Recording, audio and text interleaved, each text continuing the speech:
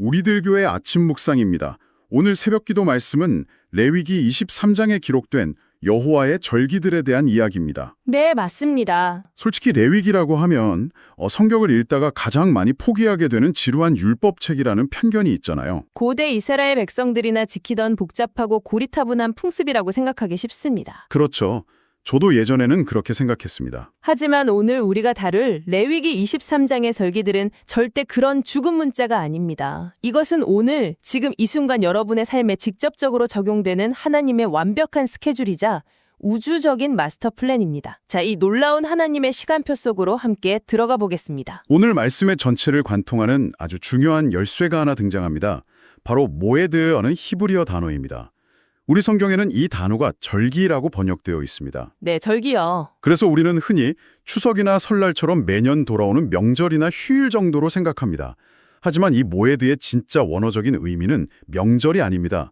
아주 정확하게 정해진 시간, 약속된 시간, 더 현대적인 표현으로 바꾸면 예약된 미팅 스케줄을 뜻합니다. 아, 예약이요? 누군가를 만나기 위해 달력에 정확한 날짜와 시간을 적어두고 동그라미를 쳐놓은 바로 그 예약입니다. 오늘 새벽 설교 시간에 목사님이 아주 찰떡 같은 비유를 하나 들어주셨잖아요. 새벽 기도 몇 시에 하죠? 5시 반에 시작합니다. 바로 이겁니다. 5시 반이라는 약속되고 정해진 예약 시간. 그것이 바로 모에드입니다. 정확합니다. 하나님께서 내가 이날, 이 시간에 반드시 너희를 만나러 오겠다라고 선포하신 절대적인 약속의 시간입니다.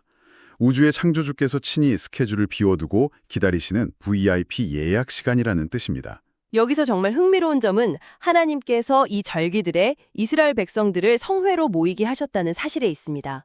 성경에 나오는 성회는 거룩한 모임이라는 뜻인데 이 단어의 원어적인 배경을 살펴보면 총 리허설이 하는 의미를 담고 있습니다. 총 리허설이요. 여러분, 브로드웨이 뮤지컬이나 대형 콘서트를 생각해 보십시오. 본 공연을 앞두고 배우들이 대충 대본만 읽어보는 연습이 아닙니다. 실제 무대를 세우고 조명을 켜고 완벽한 의상을 입고 본 공연과 똑같이 진행하는 그 완벽한 드레스 리허설입니다. 아, 그러니까 대충 깔짝깔짝 연습하는 게 아니라는 거군요. 네, 이스라엘 백성들은 매년 이 절기를 지키면서 수백 년, 수천 년 동안 거대한 총 리허설을 반복해온 것입니다. 도대체 무슨 본 공연이 남아있길래 수천 년 동안 국가적인 규모의 총 리허설을 돌렸냐는 거잖아요. 그 본 공연은 바로 하나님께서 예수 그리스도를 통해 세상을 구원하시고 마침내 우리를 데리러 오실 그 진짜 구원의 사건입니다. 맞습니다. 이 개념을 출애굽기와 연결하면 정말 기가 막힌 퍼즐이 맞춰집니다. 출애굽기 마지막 장을 보면 이스라엘 백성들이 광야에서 성막을 완성합니다. 그런데 이 성막의 히브리어 원어가 바로 오헬 모에드입니다. 여기서 성경의 엄청난 일관성이 드러납니다. 모에드가 약속된 시간이라면 오헬은 텐트, 즉 장소입니다. 이스라엘 백성들이 광야 한가운데 세운 물리적인 성막은 눈에 보이는 구조물을 통해 하나님을 만나는 장소의 좌표를 찍어놓은 것입니다. 장소의 좌표요. 는 눈에 보이지 않는 시간의 흐름 속에 하나님을 만나는 시간의 좌표를 찍어놓은 것입니다. 하나님은 공간과 시간, 양쪽 모두에 GPS를 켜두시고 우리를 반드시 만나시겠다는 강력한 의지를 성경에 쾅쾅 새겨놓으신 겁니다. 공간과 시간 속에 새겨진 하나님의 만남 스케줄이라니 시작부터 가슴이 벅차오릅니다. 그런데 이 모든 화려한 절기들, 6월절이나 오순절 같은 굵직굵직한 이벤트들의 베이스 캠프가 되는 날이 있습니다.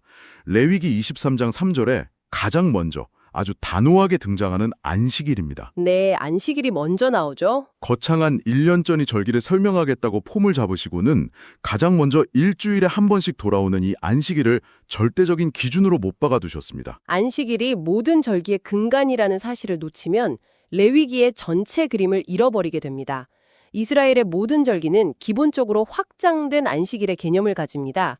그래서 절기 기간대는 안식일처럼 아무 노동도 하지 못하게 엄격히 금지하셨습니다. 아, 철저하게 쉬어야 하는군요. 여러분, 고대 농경사회나 유목사회에서 하루를 온전히 쉰다는 것은 생존과 직결된 엄청난 모험입니다. 안식일을 지킨다는 것은 단순히 피곤하니까 하루 쉰다는 힐링의 개념이 절대 아닙니다. 하나님은 안식일을 통해 우리에게 아주 날카롭고 본질적인 질문을 던지십니다. 바로 이 질문이죠.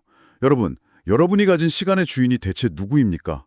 매일 땀 흘려 일하는 여러분의 인생과 이 거대한 역사의 주권자가 누구입니까? 네. 안식일은 내가 하루 일하지 않아도 내 인생에 망하지 않으며 나를 먹이고 입히시는 분, 내 삶을 굴러가게 하시는 주권자가 오직 하나님 한 분이심을 철저하게 인정하고 몸으로 선포하는 시간입니다. 매주 안식일로 모이면서 내 삶의 주인이 내가 아니었지 온 세상의 왕이신 하나님이 친히 스케줄을 짜고 우리를 다스리시는구나. 이것을 영적으로 리셋하는 것입니다. 안식일이라는 단단한 기초를 세웠으니 이제 본격적으로 그 구원의 리허설, 구체적인 세부 일정들을 들여다볼 차례입니다. 하나님의 1년 스케줄은 크게 봄, 여름, 가을의 3가지 절기로 나뉩니다. 첫 번째 사이클인 봄의 절기는 우리가 잘 아는 6월절로 시작해서 무교절, 그리고 초실절로 타이트하게 이어집니다. 이 봄절기의 흐름은 예수님의 십자가 사역 그 자체입니다. 이집트의 노예 생활에서 해방되던 날 문설주의 어린 양의 피를 바르고 죽음의 사자가 넘어갔던 6월절, 이것은 정확히 십자가에서 피 흘리신 예수님의 죽으심을 보여줍니다. 맞습니다. 그리고 누룩 없는 딱딱하고 맛없는 떡을 먹는 무교절은 죄 없으신 예수님이 무덤 속에 머무시며 고난당하신 3일의 시간을 의미합니다. 자, 여기까지는 기독교인이라면 익숙한 내용입니다.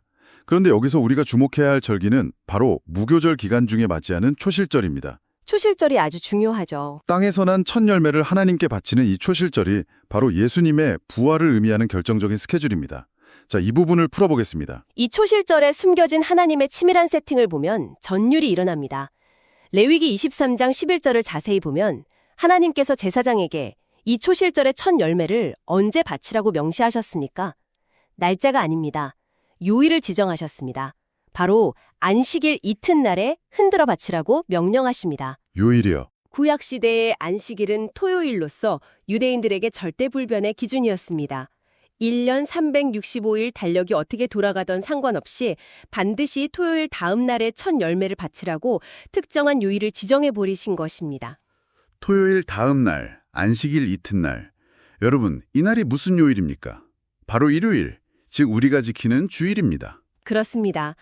예수님은 안식일 전날인 금요일에 십자가에 달리셨고 안식일인 토요일에 무덤에 계셨으며 안식일 이튿날인 주일 새벽에 부활하셨습니다. 이것은 우연의 일치가 아닙니다. 구약 레위기 시대부터 이미 예수님이 사망 권세를 깨고 부활하실 그날, 영적 첫 열매가 되실 그 요일이 완벽하게 세팅되어 있었던 것입니다. 완벽한 타이밍이네요. 우리가 지금 일요일에 모여 주일 예배를 드리는 것은 기독교가 적당히 만들어낸 전통이 아닙니다. 하나님의 영원한 달력에 이미 부활의 날로 예약되어 있던 모에드, 그 정해진 시간에 우리가 정확하게 동참하고 있는 것입니다. 오늘 말씀에서 이렇게 들으니 매주 드리는 주일 예배의 무게감이 완전히 다르게 다가옵니다. 우리가 하나님의 수천 년 된 예약 스케줄표 안으로 걸어 들어가는 거군요. 네, 바로 그겁니다. 그리고 여기서 끝이 아닙니다. 이 초실절에 바치는 첫 이삭 한 단, 그 곡식의 종류가 바로 보리라는 사실이 주는 감동이 엄청납니다. 첫 열매라고 하면 을에 가장 크고 윤기가 흐르고 화려한 과일이나 곡식을 바칠 것 같잖아요. 그런데 하나님은 낫으로 툭 베어낸 껍질도 벗기지 않은 거칠고 투박한 보리 한 단을 성소로 가져와 흔들어 바치라고 하십니다. 밀이 아니라 보리죠. 고대 중동에서 보리는 가난한 사람들의 주식이자 심지어 가축의 사료로 쓰이던 아주 하찮은 곡물이었습니다. 가장 영광스러운 부활의 첫 열매를 가장 볼품없는 보리 한 단으로 바치라는 이 역설적인 명령. 이것이 상징하는 바는 명확합니다. 십자가에서 가장 비천하고 초라한 모습으로 사람들의 조롱을 받으며 철저히 낮아지신 예수님의 모습입니다. 인간의 눈에는 거칠고 보잘것없어 보이는 그 십자가의 수치스러운 죽음, 실패한 것처럼 보였던 그 투박한 십자가가 사실은 인류를 구원하고 생명을 탄생시키는 위대한 첫 열매가 되었다는 이 놀라운 복음의 진수를 이 보리 한 단이 너무도 정확하게 묘사하고 있는 것입니다. 낫으로 툭 베어진 거칠고 투박한 보리 한 단, 그 십자가의 초라함 속에 담긴 폭발적인 구원의 능력을 깊이 묵상하게 됩니다. 자, 이렇게 십자가와 부활의 완벽한 리허설이었던 봄의 절기가 지나갑니다. 시간은 흘러 초실절에서 정확히 50일이 지납니다. 이때 찾아오는 것이 바로 여름절기인 오순절이죠. 50일 후 오순절이죠. 오순절이라는 말 자체가 50일이라는 뜻이죠. 그런데 신기하게도 이 오순절이 되면 성소에 바치는 제물의 형태가 완전히 달라집니다. 들판에서 베어온 거친 보리가 아니라 아주 곱게 빻은 밀가루로 반죽해서 오븐에 구워낸 번듯한 떡 2덩어리를 바칩니다. 재료가 보리에서 밀가루로 바뀐 이 변화의 의미를 추적해보면 정말 경이롭습니다.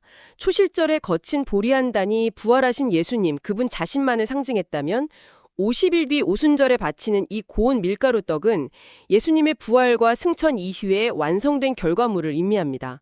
예수님이 약속하신 대로 성령에 강림하시고 그 성령의 불길 속에서 새롭게 탄생한 공동체, 즉 교회를 상징하는 것입니다. 잠깐만요.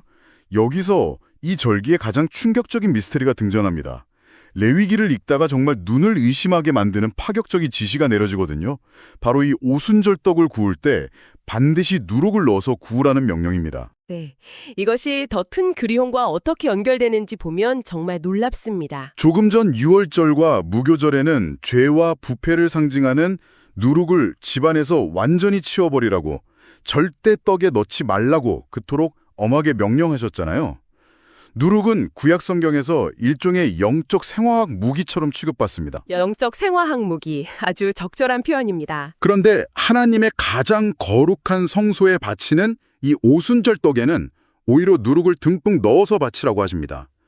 거룩한 제단의 죄의 상징물을 당당하게 들고 들어간다. 구약의 율법 시스템에서는 벼락을 맞고 죽어도 할 말이 없는 행동 아닙니까? 율법의 상식을 완전히 뒤엎어버리는 이 명령 안에 교회를 향한 복음의 본질과 기막힌 은혜가 숨어 있습니다. 앞서 말씀드린 대로 이 누룩든 떡은 성령 강림으로 탄생한 교회, 그리고 지금 이 방송을 듣고 계신 여러분 자신을 상징합니다. 여러분, 우리가 교회 다니고 예수님을 믿는다고 해서 하루아침에 완벽한 천사가 됩니까? 절대 아니죠. 그렇지 않습니다.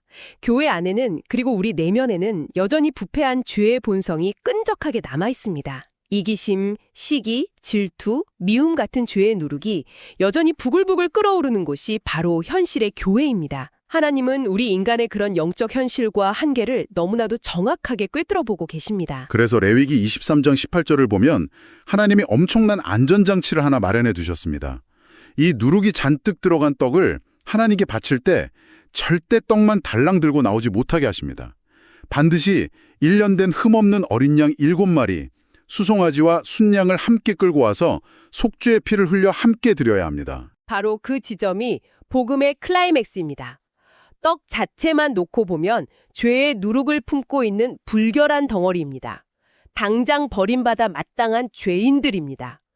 하지만 그 떡 위에 흠없고 점없는 어린 양 대신 예수 그리스도의 보혈이 흥건하게 덮여있기 때문에 영적인 신분이 완전히 뒤바뀌는 것입니다. 여전히 내 안에 죄가 있고 허물이 있음에도 불구하고 나를 대신해 흘리신 그리스도의 피 공로 덕분에 우리는 의롭다 칭함을 받습니다. 피로 덮어주시는 거군요. 그리고 감히 하나님의 거룩한 성소에 드려질 수 있는 존귀한 존재로 받아들여집니다.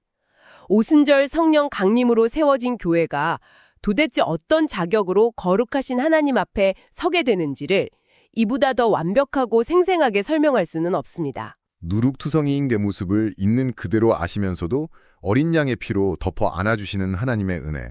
오직 예수님의 보혈 때문에 우리가 예배의 자리로 당당히 나아갈 수 있음을 다시 한번 깊이 새기게 됩니다. 게다가 하나님은 이 오순절에 바치는 밀가루 떡을 굳이 2덩어리로 구워서 가져오라고 하셨습니다. 네, 2개의 떡이죠. 이 2개의 떡이 상징하는 바도 성경의 역사를 관통하는 명확한 메시지를 담고 있습니다. 한 덩어리는 원래부터 하나님의 언약 백성이었던 유대인을, 나머지 한 덩어리는 그 언약 밖에 있던 이방인을 상징합니다. 오순절 마가 다락방에 성령이 불의 혀처럼 임하시면서 탄생한 신약의 교회는 유대인이라는 좁은 혈통의 울타리를 완전히 산산조각 내버렸습니다. 십자가의 은혜로 유대인과 이방인 사이에 수천 년 동안 막혀있던 거대한 담을 허무셨습니다.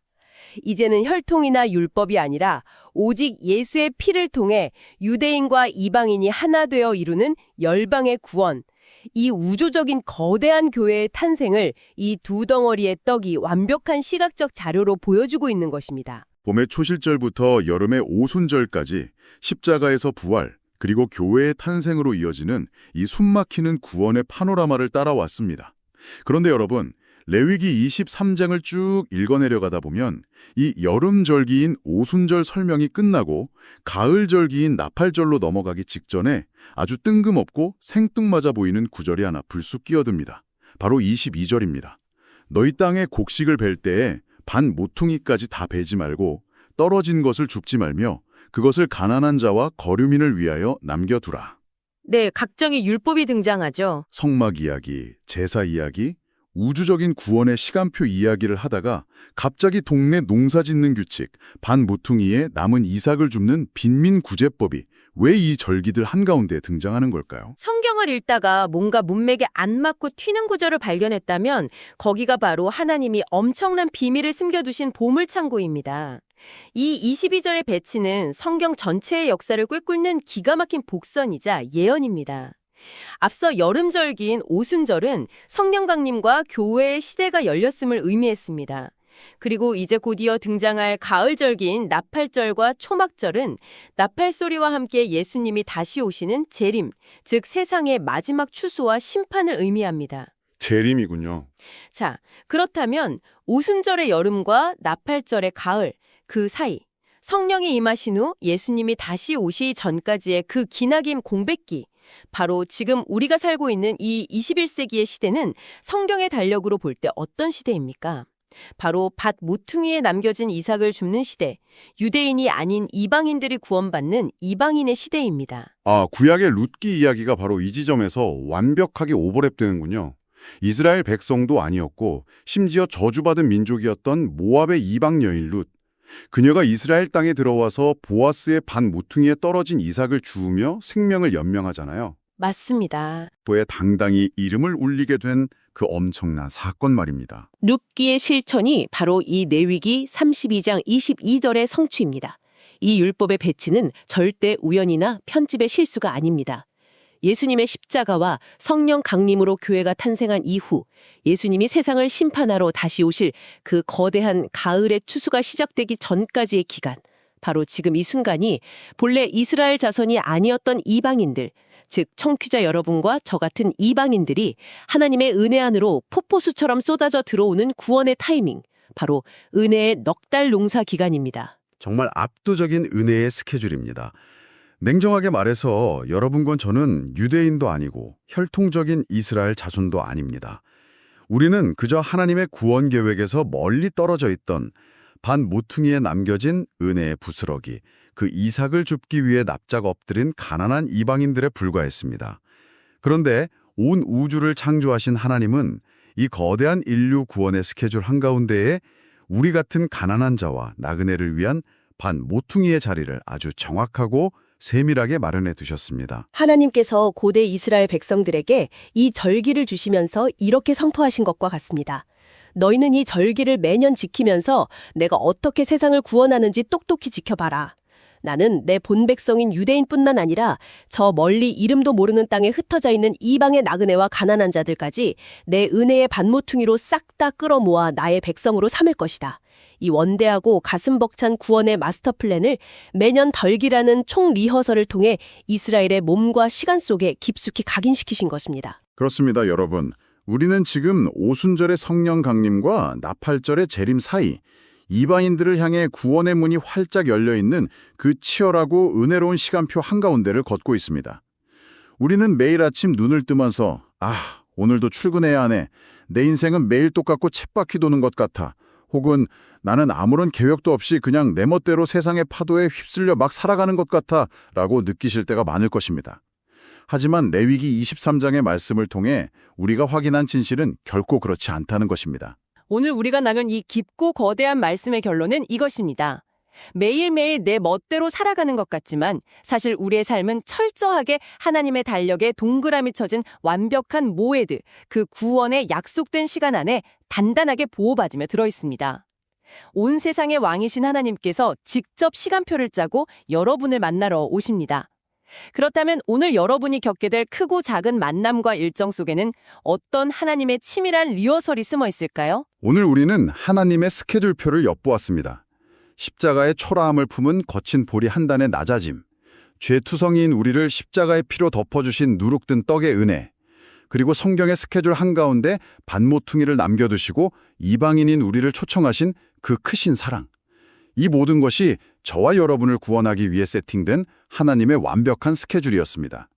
지금까지 우리는 봄의 절기와 여름의 절기가 역사 속에서 예수님의 십자가, 부활, 그리고 성령 강림을 통해 단 하루의 오차도 없이 문자 그대로 성취된